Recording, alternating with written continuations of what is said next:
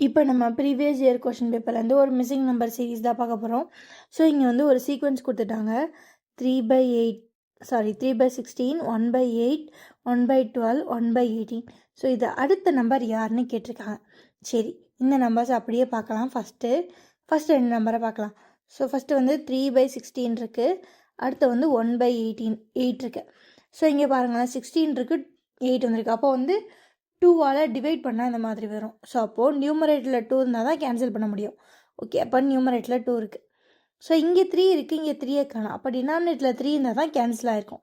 So அப்போ இவங்க என்ன பண்ணியிருப்பாங்க அப்படின்னா 2/3ஆல் ஒவ்வொரு டைமே மல்டிப்ளை பண்ணியிருப்பாங்க. செக் பண்ணி பார்க்கலாமா?